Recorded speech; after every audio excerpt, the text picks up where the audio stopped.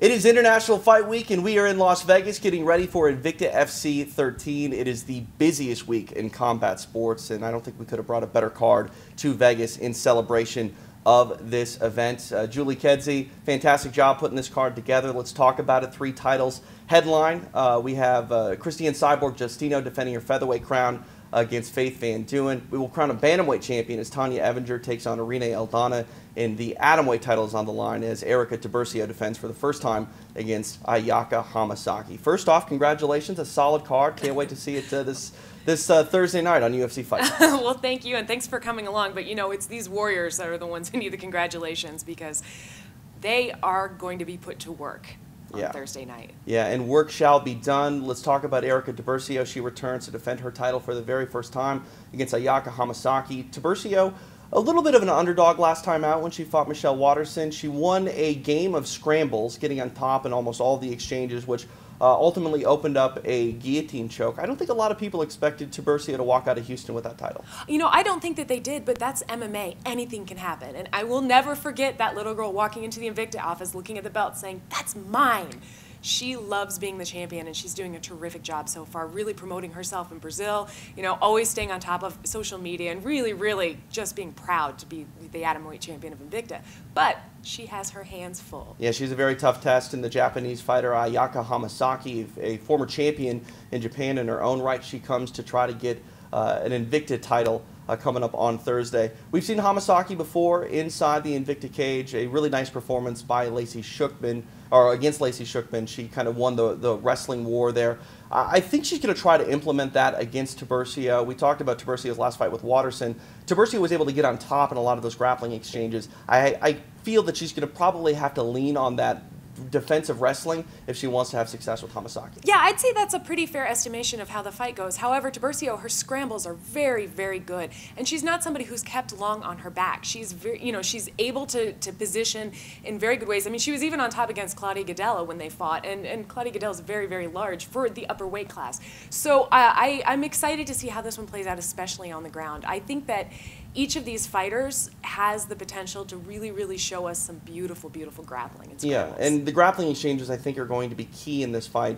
If you look at the Waterson fight, Terso found herself defending a few submissions. Waterson was close with an arm bar a few times.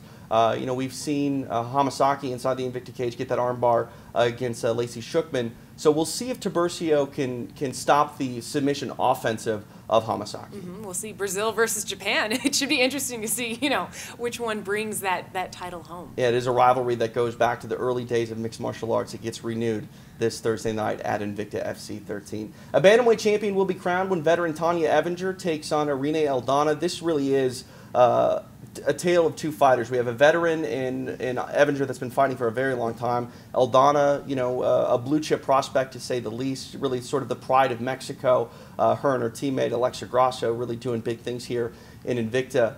It's going to be interesting to see how Elana deals with the pressure of Evinger. Evinger has seen it all inside the cage and is going to bring it all and bring it fast and quickly against Elana. I think for a moment Eldana's going to go, okay, I'm really in a fight with a warrior. Yeah, and you know, something that people kind of forget about Evinger is her crazy strength for her size. You know, she's a very, very lean, tall woman, but when she gets a hold of you, she can basically, you know, take you down. She can hit the crap out of you. Her overhand right is incredibly strong. Aldana, on the other hand, has a very, very sharp straight right, and she's been able to use that to her advantage very, very well. I think that it is overdue for us to crown another bantamweight championship in this organization. I'm excited and I'm proud that it's going to be 2 such good fighters. Yeah, looking at Aldana, one of the best things about her as a fighter and about being a prospect and coming up into a really well-rounded fighter is her ability to hurt you on the feet and then submit you on the floor. It's a tool that I think not a lot of people really get to. A lot of people, when they get into that striking mode, they go, okay, if I hurt you, I'm going to TKO you. We saw in her fight with Peggy Morgan, as well as Colin Schneider, if you make a mistake on the feet and you fall down or you slip even in the Schneider fight, Aldana will jump on your back and put you in a choke. I'm curious if she's going to sort of come in with that same mentality against Evinger. Try to hurt her on the feet, then if anything opens up, immediately go to that submission offense. You know, and I absolutely think she's going to do that because I think Aldana has that mentality, that blueprint for you know, you win a fight by finishing a fight. And the same thing with Evinger. Evinger has a ton of finishes to her record. She really, really likes to go for the kill. We saw in her first round submission of Adrian Gomes, she's ready in the scrambles with actual jiu-jitsu, not just wrestling, as I was touting earlier. So I think it's going to be really, really interesting how this one plays out on the ground, because I have a feeling they're not going to stay on their feet.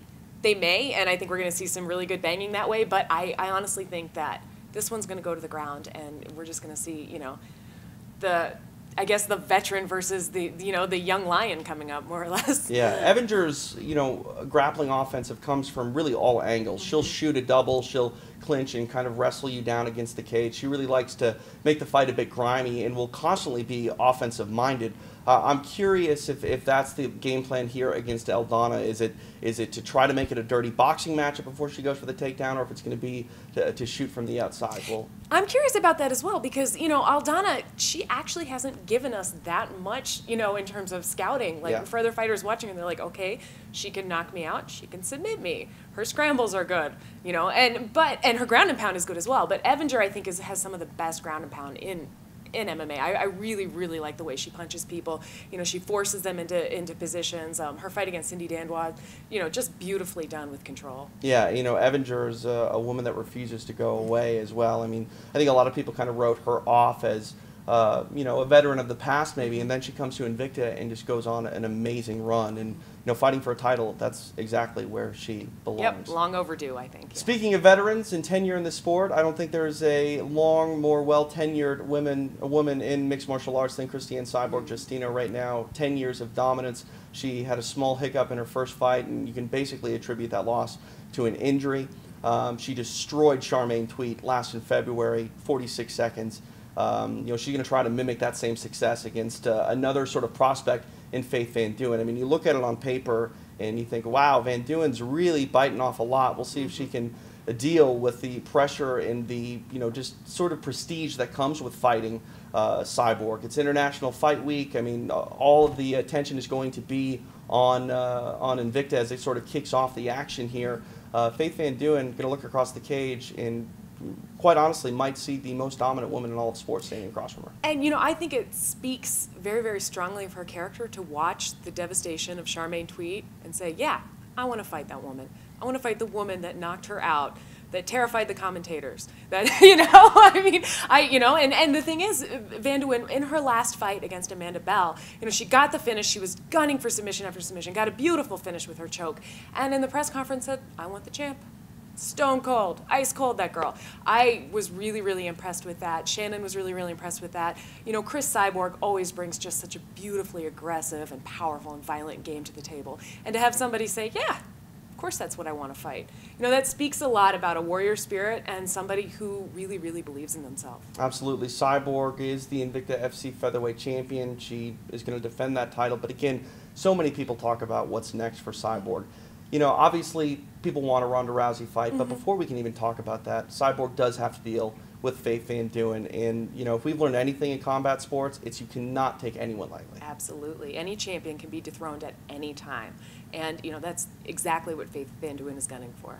Yeah, we're going to see it as the main event of Invicta FC 13. Of course, it is live on UFC Fight Pass. Tickets still available now at the Cosmopolitan box office. You can find out more information at invictafc.com. Julie, it's going to be awesome. I can't wait. I'm excited.